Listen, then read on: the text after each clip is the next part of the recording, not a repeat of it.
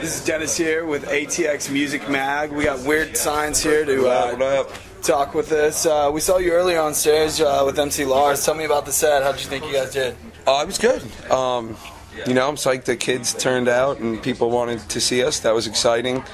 I think the first day of Warped is always like the iron out some of the issues day. But for first days on Warped, it was like as good as I've ever had one go. So I'm pretty stoked, man.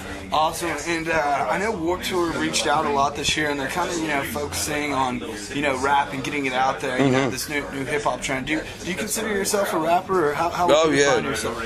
I mean, I guess as a musician, you know. I mean, this is all I know how to do. You know, I grew up in New York. I'm definitely an MC. When people ask me what I do, you know, I say I'm an MC first. But I think, musician is the umbrella. You know, I play, on Sick Kids, my new record, and on the first one, Friends and Nervous Breakdowns. I mean, I play a lot of the instruments. And then, I drum in terrible things, and I'm just always trying to keep my hands in a lot of projects to try to fulfill my creative heart, and it's a big heart to fill, it's a big space to fill. So I'm a musician, but definitely an MC for sure. I mean, I take this very seriously. I spend more time on MCing than anything, and more time thinking about how to push my own boundaries and go places that I either didn't think I could go or was afraid to go. So I spend a lot of time thinking about it, and I spend all my energy on it. So cool. If that makes any sense. Who I guess are some of your influences, or I mean, where do you kind of get your style from? I mean, growing up, it's odd too, because a lot of people wouldn't think this, but when I was like 13, Snoop Dogg and Dre were like a huge, and actually a lot of that stuff taught me how to play drums. Like most drummers, I was only heard the drums and would just play fill after fill after fill. And I remember they set me up at the studio with like some P-Funk stuff playing. I've had the pleasure of playing with P-Funk and all that stuff, but this is before I knew those guys or anything about those guys, and they put it on and it really opened up my world. And then all the Snoop stuff, that was all the P-Funk samples that Dre was doing. It really taught me about drumming, it taught me about pocket and feel and all that stuff. So they go hand in hand, but to begin with, a lot of Snoop and Dre, and then it got a lot of East Coast stuff, Mobb Deep, Wu-Tang, Biggie, certainly, and Tupac, Eminem, certainly, Big L, just the list goes on and on. I could talk about MCs that influenced me all day. Tell me a little bit about the new album. Sick Kids was it's a long time coming. I wanted to put it out. I always get weird talking about myself, but I was addicted to drugs. I was really messed up, and we couldn't get it out there. I couldn't leave for a day, let alone go on a whole tour, and labels were balking at it, and I continued to believe in it, and I wanted it to work, and we just kept kind of putting our hands out there, our feelers out there, until we found a way to put it out. And I've had so many experiences with major labels and indie labels that I wanted to do it kind of hands-on. I really thought that was like an appropriate way. I mean, we're trying to build this thing. Nobody had any delusions that we were going to put out Sick Kids and it was going to blow up right away. I'm ready to put in the work and, just put in the miles on the road. And we found a label that could do that with Horus Records, and a lot of good things have happened already for me. I feel like a lot of people were, afraid that I would die on them,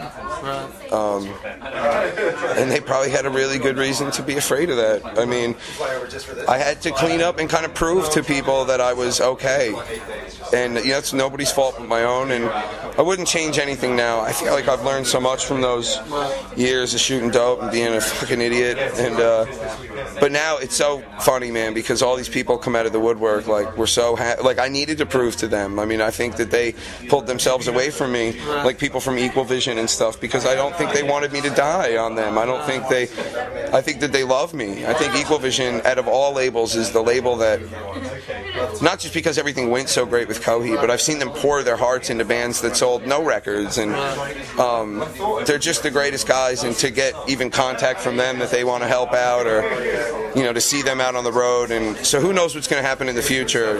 Right now I'm on Horus Records, but we're looking to let this thing evolve and grow and build. So I don't know if that answers. I'm the king of I just keep going on and on, but I don't know if that answers your question. No, that's perfect, man. So how do you feel now? You overcame all this stuff. Now you're back on Warped Tour. You're promoting your new album. It's deep. It's deep, man. I never thought I'd be back here, and not like we're rolling in dough or anything. I just mean even the smell of a bus.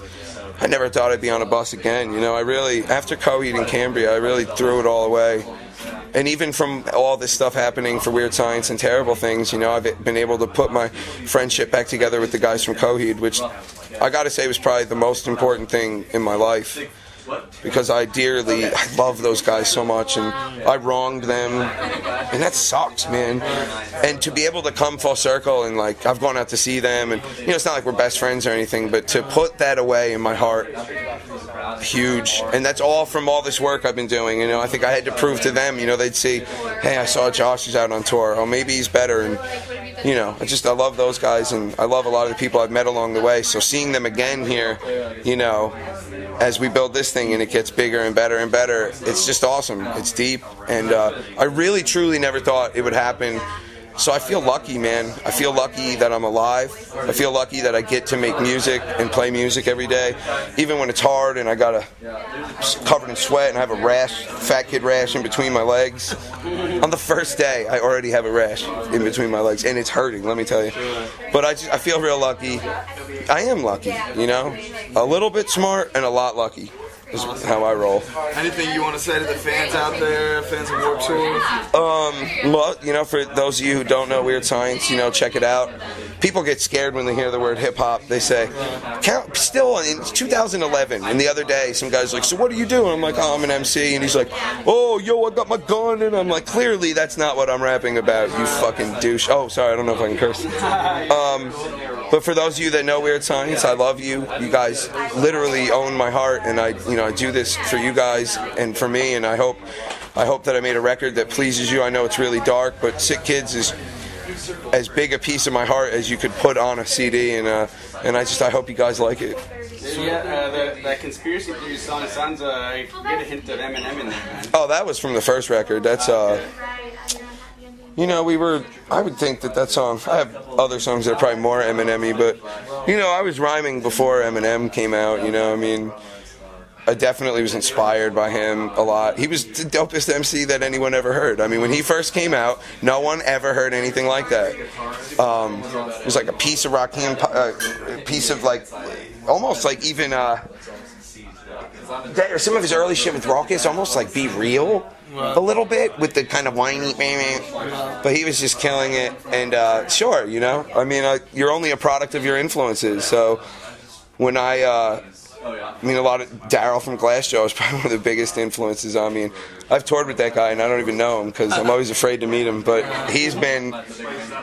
Glassjaw is probably my favorite band, I guess, one of my favorite bands. But he's been, with Head Automatica and stuff, just such a huge inspiration. And there's no doubt when I get in the vocal booth, I try to not copy in a bad way, but he inspires me, and so do a lot of rappers. I sound more trying to sound more like Big Pun on that song than fucking Eminem. So, but I think certainly with the new record, it took turns into my own direction, and I think that's a natural progression when you are an artist and you create. It becomes more and more your own as you push your own boundaries, and it evolves and becomes this thing that kind of sounds like, if it's 10 pieces of 10 things that inspire you, all of a sudden it sounds like something no one's ever heard before. And that's the goal, I think, for me it is. Cool. And real quick, where'd the name Weird Science come from?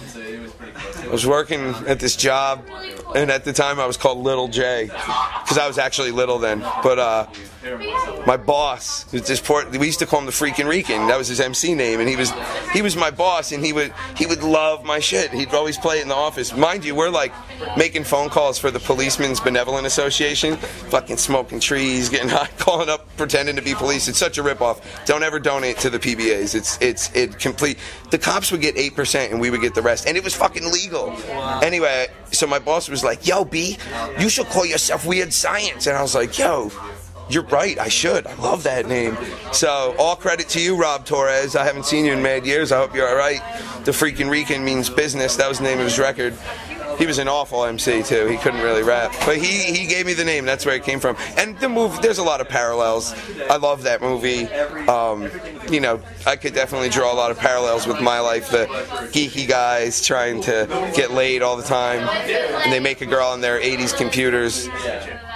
That's my life in a nutshell.